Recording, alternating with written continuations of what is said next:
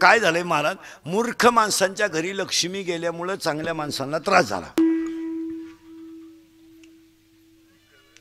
पैसा गेलाय हलकट माणसांच्या घरी, आणि हलकट माणसांना धर्म मान्य नाही. ते वागतील तोच धर्म, तोच धर्म.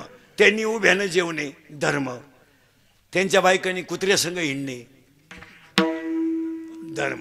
धर्म त्यांनी आता असं पाळलंय, 5 वाजता टॉमी हातात धरून हिंडणे. म्हणजे येड्याची पाठील गेली.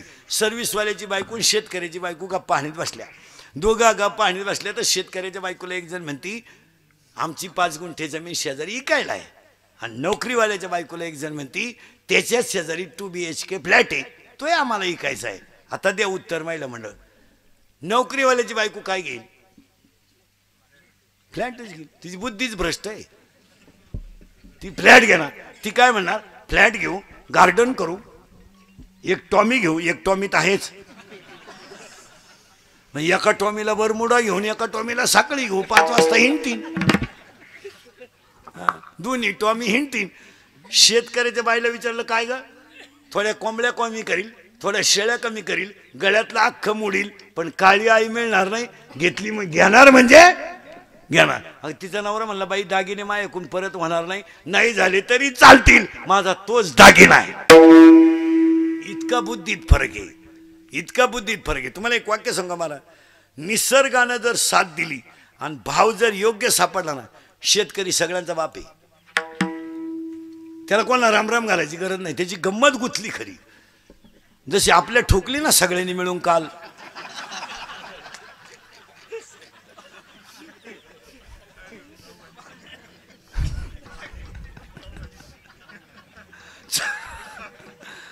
चौघांनी अशी तासून ठुकली आपल्या काल, पण एक फायदा झाला बा, परत 2-3 महिन्यानं गंमत उभी, आपले तरी दिवस निघतील.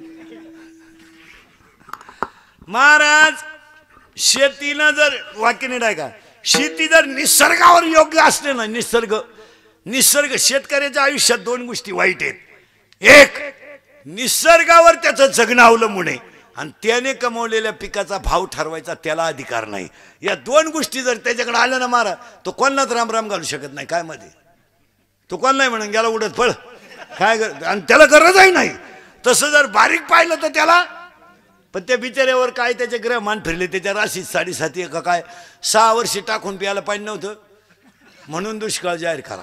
आता 15 दिवसापासून ते म्हणते वल्ला करा बा, कोरडात तर झाला पण आता वल्ला तरी करा. काय झालं, त्या बिचाऱ्याचं जगणं निसर्गाच्या अधीन गेलं महाराज. तेवढं जर त्याच्या हातात असतं, या 2 गोष्टी जर शेतकऱ्याच्या हातात आल्या ना महाराज, शेतकरी राजाची. पण त्या 2 गोष्टी बिचाऱ्याच्या ताब्यात नाही, त्यामुळे संकट आली. तर प्रारब्ध राहतं काहींचं माणसाचं. आता त्याच्यात उलट आहे, प्रारब्ध 3 प्रकारचं आहे, उत्तमही आहे, मध्यमही आहे आणि कनिष्ठ आहे.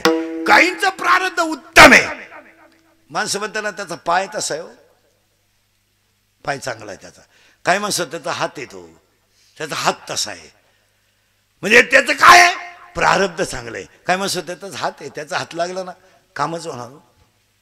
काय माणसं त्याचा पाय लागला ना तिथं यशच येणार, असं आहे. मग जमिनीत रत्न गाडेलेत, पण ती एकाच माणसाला दिसतात, पायाळू माणसाला. आता पायाळू कोणाला म्हणतात, आला घोटाळा. पायाळू कोणाला म्हणतात, ज्याचे पहिल्यांदा पाय येतात. मग आता शेतकरी मला उत्तर द्या, गाईला वासरू होताना तुम्ही आता सगळेजण, मी तुम्ही सगळे त्याच्यातलेच, गाईला वासरू होताना खुर अगोदर येत्या का मुंडका अगोदर येतं? खुर सगळे नापास. करेक्ट, वा वा वा, याला अभ्यास म्हणायचं. दोघंही संघच येतात, खुर आणि डोकं. त्या खुर येतात आणि डोकं येतं, त्या वासराची जी बाहेर राहते ती खुराजवळ येईल राहते, आणि खुर बाहेर काढून त्याची लाळ काढायची असती, मग खुर डोकं संघच बाहेर येतं. तसं ज्या माणसाचं जन्मतानं पाय पहिल्यांदा येत्या तो पायाळू. मग आपण पायाळू म्हणतो, मग काही माणसाला पाणी ऐकू येतं ना, त्याला काय म्हणते आपल्याकडं, पान आल्या. माणसं त्याला कळतं बरं का. आता पायानं आता पानाड्यांचे पाय सुद्धा फापडले, त्यामुळे आता पानाडे काय करतात, नारळ घेतात आणि वाजला का म्हणतात पाणी इथं. हां, असं नाही, आता त्यांचे पाय उरफाटे झाले त्याचे, नाही तर पायाळू तसं म्हणतात. म्हणजे जमिनीत रत्न आहे पण ते एकाच माणसाला सापडतात, पायाळू माणसाला. तसं प्रारब्ध जर कोणाचं चांगलं फिरलं ना, एका मिनिटात एक उदाहरण सांगतो. एका बापानं 3 पोरांना जन्म दिला. एकाचं नाव रावण, एकाचं नाव बिभीषण आणि एकाचं नाव कुंभकर्ण. पण 3 रंगाचे 3 प्रारब्ध. ऐका आता एक एकाचे. वाटण्या जर झाल्या, वाटण्या, तर तिघांना लंका समान येईल का कमी जास्त येईल? समान, तिघ भाऊ येईल. पण पूर्वी असं होतं, वाटणीचा नियम असा आहे, थोरल्यानं करायचे असतात आणि धाकट्यानं उचलायचे असतात, अशी पद्धत होती. आता ते वाटण्यांचं आता दिवस वाईट फिरले. आपल्या बापाच्या जमिनीच्या वाटण्या आपल्या बायकोचा भाऊ करतो. आपला वाडा मिळाला. आपले लोक दरिद्री पहा किती. आपल्या भावाची जमीन आहे, त्या वाटण्या आपणच करायला पाहिजे. कमी होईल नाही तर जास्त होईल. काही झालं तर तो भाऊ आहे, नाहीतरी त्यालाही संगती यायची नाही आणि आपल्याला न्यायची नाही. पण आपली लोक ही चित्र आहे, वाटणी करायला मेवण्याला बोलू त्या आणि पाहुणा म्हणून तसं. आता त्याच्याच वावरांचा बोंग्या झाला आणि तो आपल्या वाटण्या करायला आला. आता इथं वाटण्या करायच्या 3. एक अर्धी लंका द्यायची आहे बिभीषणाला, अर्धी लंका द्यायची आहे कुंभकर्णाला, आणि म्हणजे 3 वाटण्या सरळ करायच्या आहेत, कुंभकर्ण, बिभीषण आणि रावण. आता रावणाची लंका रावणाला मिळाली, बिभीषणानं स्वतःची गमावली आणि हा पठ्ठ्या उठलाच नाही, झोपूनच राहिला. मग आता निवांत फक्त माळकरी उत्तर द्या, कुंभकर्णाच्या प्रारब्धात लंका नव्हती का प्रयत्न नव्हती? बस, प्रयत्न नव्हते, नाही तर त्याच्या प्रारब्धात लंका होती. मग तुमच्या माझ्या प्रारब्धात सुख नाही का प्रयत्न नाही? बस, फिट बसलं. असं असं फिट बसलं म्हणजे तुम्हालाही सोपं मलाही सोपं. जर आपण प्रयत्न केला तर सुख मिळणारच, फक्त वर्म चुकलं नाही पाहिजे. 15 वर्षापूर्वी पोरगी जर नवऱ्याच्या घरी निघली महिला मंडळ, तर पूर्वी पाट्या द्यायचे, पाट्या. पहिल्या मूळ पाटीला पाटी. बरं, पाटी म्हणजे ती काय साधी पाटी नव्हती, मोठी, आणि त्याच्यात 2च पदार्थ, भजन पोळी. आता पोळी करता येत नसल्या बायांना मुळे पोळी वारली. आता पोळीची मावच बहीण उठली, पुरी. नाही तर पूर्वी पुरणपोळी आणि भजे, आणि शेजारची बाई अख्ख्या गल्लीत वाटायच्या. त्या पाटी सोडली का वाटायच्या त्या पाट्या, आणि पाटी वाटत लहान आल्या पोरांना आनंद व्हायचा. आता आपण लहानपणी गरीब असल्यामुळे भजे कधी मिळत नव्हते. आता आपल्या मग लहान आल्या पोरांची भजनावरून मारामारी व्हायची, 3-3 तुकडे एका एका भज्याची. महाराज, आपण लहानपणी शेतकऱ्याच्या घरात गरीब जन्मलो होतो. आपल्याला चपाती ह्या सणाला तर त्या सणाला, भात सुद्धा ह्या सणाला तर त्या सणाला. काच भात काच का आलंय, आता कुत्रे भात खायला. आता नाही, आपल्याला काय नव्हतं तेव्हा त्या भजनावरून मारामारी व्हायची. आणि लहानपणी महिला मंडळ, बहिणीचं आणि भावाचं खरं भांडण कधी व्हायचं माहिती का? मडक्यातलं दूध संपलं, साईवरून गच्ची दारादारी, ती साई राहायची बाजूला, आणि तेव्हा ती शिप मिळायची नदीला, पातेलं मडकं खारडायला. ती शिपच चाटायचं आपण, बसलेले निम्या सगट निम्यानी चाटल्याची सगळं चाटायचं. मग आई काय म्हणायची माहिती का? ए भाऊ, किती खा, मडकं फोडू नका. साई किती खा. तसं पूर्वी ती पाटी निघायची, आणि पाटी घेऊन चालली का पुरीची आई म्हणायची, इकडे तुमचा आमचा संबंध संपला. कष्ट करायचे आणि पोटभर खायचं, नशिबात असेल ते होईल, पण तक्रार आल्यावर तू ये. काय साधा दम होता का? बोला बसलेली माणसं. ती बाई शिकेल होती नाही, पण हुशार किती होती. संसार ज्याचा त्याने करायचा, दुसऱ्याने करायचा नाही. शिकेल होती, शिकेल नव्हती, पण हुशार किती. आता या 15-20 वर्षापासून आई पुरीला डायरेक्ट सांगती, एखादा महिना पाय, सगळ्यांचा अंदाज घे, नाही तर पाहुणा इकडे घेऊन ये. कोणचं एक नको 2 नको. पाहुणे कांदे वाट्यानं काय चिंगडी खायली या वर्षी. पाहुणा कांद्यानं वाट्यानं कांदे वाट्यानं करीत आणि पोट भरीन, पण तो कष्ट करायचे. 90% पोरींच्या संसाराचं वाटुळं तिच्या आयाने केलं जाणार. इतक्या खोडी आहेत त्यांना, हे फक्त दिसतात अशा. दिवसभरातून महिला म्हणलं लबाड बोलायचं ना बरं का, आता सणासुदीच्या दिवशी 2 का होईना फोन तुझ्या पोरीला करते का नाही तू? का बरं? आणि तुमच्या पोरीनं समजा नवऱ्याच्या घरी कष्ट केले, काय उपकार केला? ज्याचं त्याचं सुख जो तो बघणार ते. उद्या तुमच्या मुलीनं रात्रंदिवस कष्ट केले, पैसे बिशे मिळाले, चांगला बंगला बिंगला झाला, गाडी बिडी झाली, तुम्ही काय भावबंदाला वाटून देणार आहे का? मग पोरीनं कष्ट केलं आणि तुम्हाला त्रास काय झाला? जर आजपासून कधी पोरीच्या घरी डोकं लावलं, बसलेल्या बाया ध्यानात, तिच्या शिळीला किती वक्र झाली, तुला काय करायचं?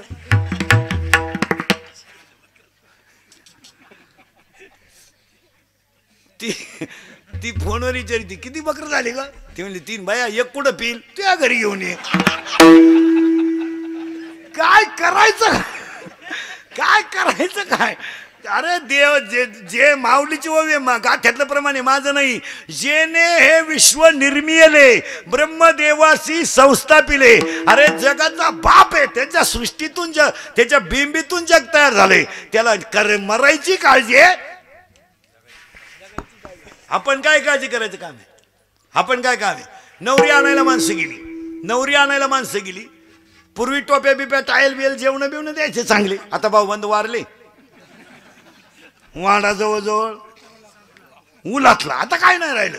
आता वाडे मेला, नाही तर अख्खा वाडा जेवायला याचा. पूर्वी आता नाही, आता नाही. आता पूर्वी असं होतं, महिला मंडळ एखाद्याच्या घरी माणूस मिळाला ना, शेजारची माणसं 10 दिवस इकडे भाकरी घेऊन यायची. आता भाऊबंद इतके नालायक झालेत, पहिल्या दिवशी भाकरी आणतात तर 9 दिवस आपल्या घरी जेवतात. आपली 1.5 पोत बाजरी गेली, 10व्या पोत ते काम त्यांची उरकी त्या 1.5 जेवायला. अजून आवरलं नाही का रे? करा ताट करा, खाऊ द्या, खाऊ द्या. म्हणजे तू 1.5 रोजाने गेलता खायला इकडं आला का? इथं महाराज 1 पोतभर बाजरी जाती, 10व्या पोत आखा वाडा उलत होतो इकडं जेवायला. लबाड लोक. ती नवरी जायला निघली तर पाटी बिटी दिली आणि गाडी एसटी, तेव्हा एसटीचा प्रवास, एसटीचा प्रवास असल्यामुळे त्या बाईने सांगितलं, बाई पाठी लवकर भर, एसटी जर गेली तर पोर लटकल, बाजारचा दिवस आहे. तिनं घाई ती पाठी घेतली. पाठीमध्ये भजे बिजे, कुरड्या बिरड्या, भजे बिजे, पोळ्या बिळ्या, पुऱ्या बिऱ्या बांधल्या. पण घाई गंमत अशी झाली, तिला ते फडग पोटी बांधायला नवं धोतार सापडणं.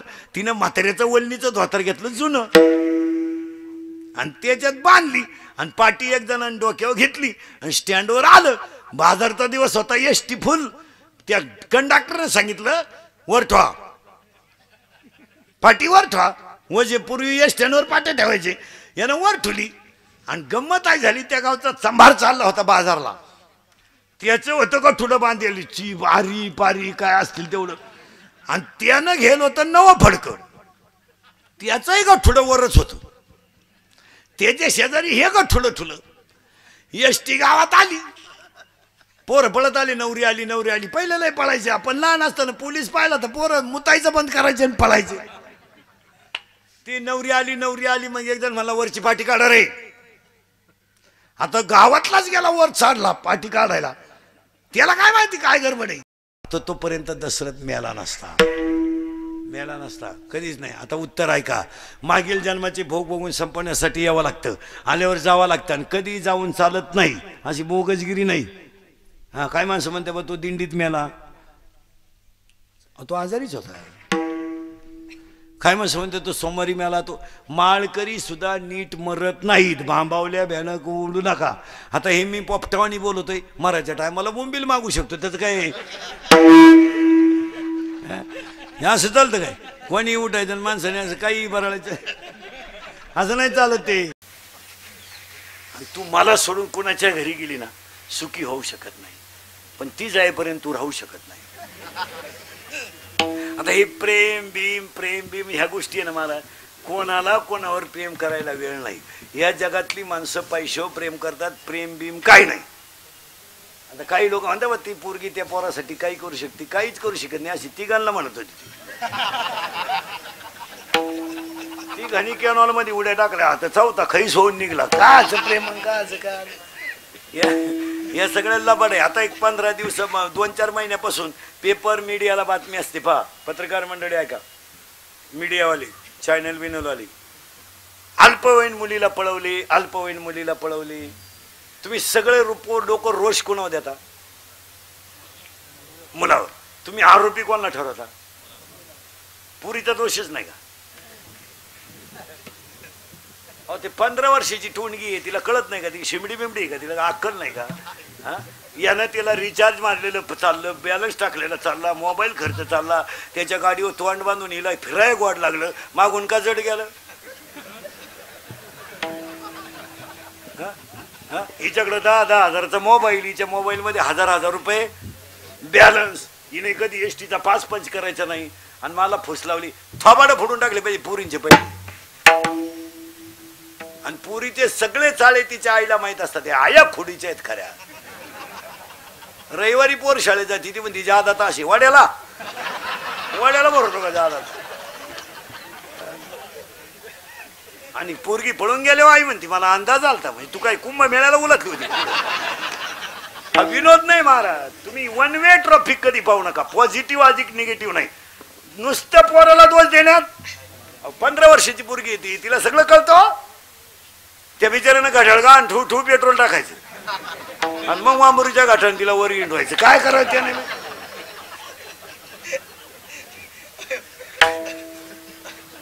पिंपळगाव माळवीपर्यंत यायचं आणि परत खाली आणायचं आणि द्यायचं बामणीच्या शिवारात सोडून.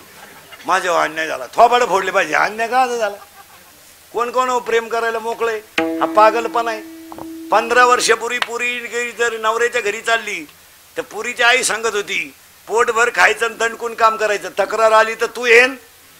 मी अडाणी बाई होती पण हुशार. आता या 10 वर्षापासून पुरीची आई डायरेक्ट सांगती पोरीला एखादा महिना पाय सगळ्यांचा अंदाज घेऊन ये, नाही तर पाहुणा इकडे घेऊन ये. खाल्ल्या वावरात कांदे वाट्यानं करील पण तो पोट भरायचं. 90% पुरींच्या संसाराचं वाटुळं त्यांच्या आईने केलं. काय मत आहे तुमचं? लबाड बोलायचं नाही. लबाड नाही बोलायचं. आपल्याकडे चालत नाही. कीर्तनात बसलेल्या कोणत्या बाईनं मला सांगायचं तू जाणतो या पुरीचा 8 दिवस फोन नाही अशी बाई कोण आहे? बॉटवर कर बरं. मी सत्कार करतो तुझा. कर बॉटवर. जाऊ दे आजचं पाकिट देतो तुला. कर बॉटवर. चाल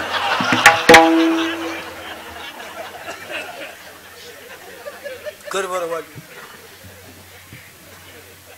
खोडीची काय बोलत असते तू पुरुषी रोज? काय कालून केलं? बोंबील भाजली खाती? जीवली का झोपली का? किती बकर झाली की तुझ्या शेळीला? ती म्हणली 3. बाया 1 कुठं पिन? तुला काय करायचं ते कुठं आहे तू?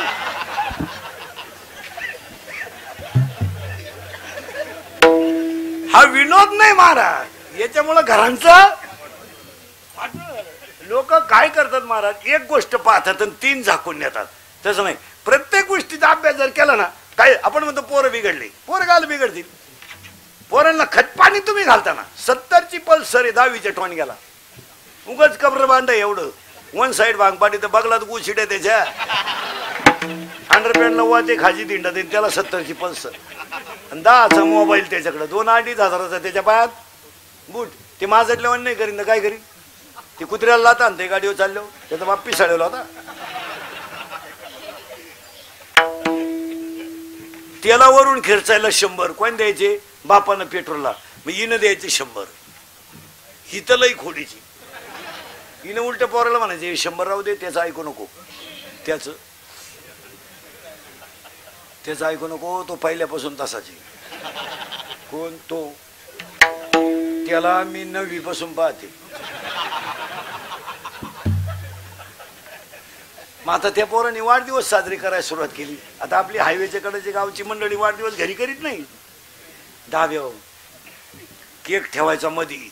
त्याच्यावर सामुदायिक लघवी करायची सगळ्यांनी. तू केक आणि लघवी एकत्र करून एकमेकाच्या तोंडात घालायची. Happy birthday to you. पप्या खरंय का खोटंय? आपले भक्त खोटे नाही बोलते. पायरीवरचे लहान आले पोरं. पायरीवरचे लहान आले पोरं. खरंय का खोटंय? हा पटकन बोला पोरांनो. आपल्या घरात पप्पाचं आणि मम्मीचं भांडण झालं. सगळ्यात जास्त स्पीड मध्ये कोण बोलती? करेक्ट. आणि भामट्यावानी खाली मान घालून कोण ऐकतो? पप्पा. मग आपल्या घरात भामटा कोण? पप्पा. आणि घरातला हेडमास्टर कोण? मम्मी. करायचं. बारीक उत्तर द्या, जोरात बोला, घाबरायचं नाही. मी आहे तुमच्या बाजूने, घाबरत नाही. पोरांनो, आपल्या घरात पप्पा सगळ्यात जास्त कोणाला घाबरतो? मम्मीला. या 4 गुरुवारचा प्रसाद या.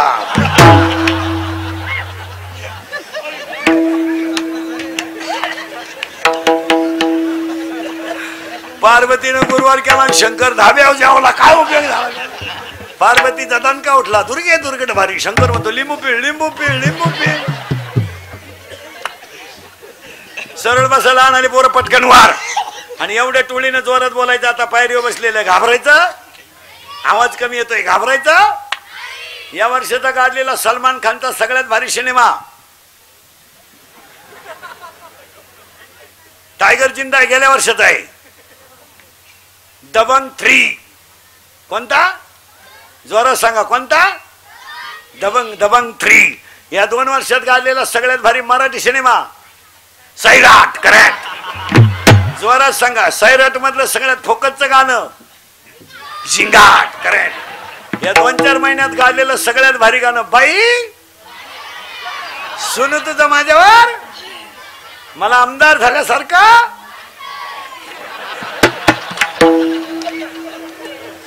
आणि ह्या आठवड्यात डीजेला आलेलं इंद्रिकरचं नवं गाणं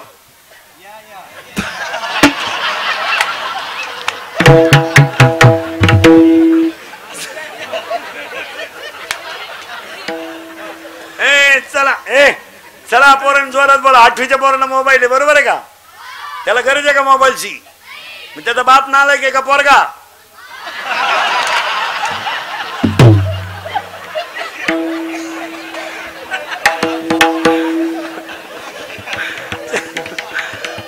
चला पुढं.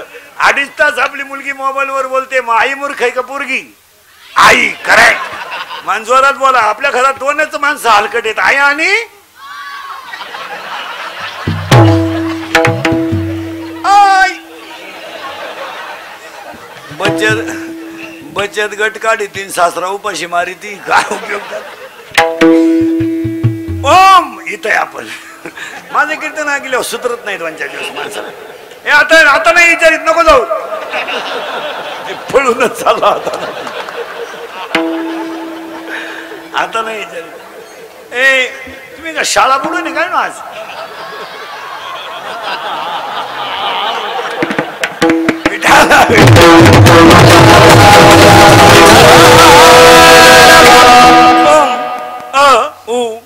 इथे आपण आता याच्यातून जे निघेल त्याने देह ब्रह्मरूप होईल.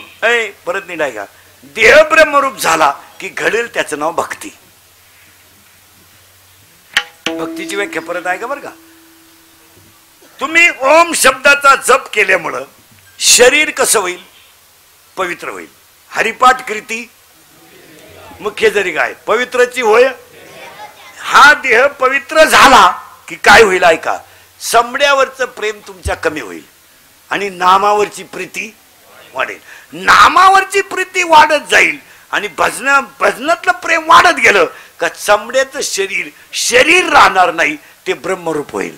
आणि ब्रह्मरूप ज्याच्यामुळे होईल त्याचं नाव भक्ती, आणि जे प्राप्त होईल त्याचं नाव ज्ञान, आणि ज्याने मिळेल त्याचं नाव वैराग्य. 15वा अध्याय असं सांगतोय. अध्याय नंबर 15 ओवी नंबर 35. विरक्ती वाचूनी ज्ञानाशी तगणेच नाही. पुरावा त्याला. हातात घेतलेला घास तोंडात गेला तर जेवला, आणि गावातला गेलेला त्याच गाडीत घरी आला तर आला. तो जर ऍम्ब्युलन्स मध्ये आला तर गेला. आणि चिंता करायचं काय कारण नाही. काय करायचं चिंता करून? आपण काही आणेल नाही, आणि ज्यांच्यासाठी कमावलंय त्यांना काय त्याची गरज नाही. आपली औलाद आपल्याला विचारी ती काय केलंय माझ्यासाठी. आता आपण केलं ते सांगायचं का? बाप म्हणला मारली झक मग आता काय करेल? तो लगेच म्हणतो कोणी मारायला सांगितली म्हणजे झटेच्या नाही. यात काय? तासाच्या बाहेर पडलेलं बी कोळपायला तकलीफ करतं. माझी भाषा थोडीची. अध्याय नंबर 9 ओवी नंबर 38. मुडा हुनीबीची काढले, निर्वाळे भूमी पेरले, ते सांडवी खुरी गेले ते काही. लाटणं मोडल पण वाकणार नाही, दगड शेवाळल पण पाझरणार नाही, कीर्तनकार मरतील तरी जनता सुधारणार नाही. यावर आपलं मत काय? निमे अर्धे मेले आम्ही धक्क्याला लागलो. लोक जसे तसे पुरावा आहे त्याला 13व्या अध्यायात. लाटणे जायचा न लवे आणि पाथरून न द्रवे. लाटणं मोडल पण वाकणार नाही, दगड शेवाळल पण पाझरणार नाही. कीर्तनकार मरतील तरी जनता सुधारणार नाही. लिंबाच्या लिंबुळ्या किती जरी पिकल्या तर कावळा सोडून कोणाला आनंद नाही.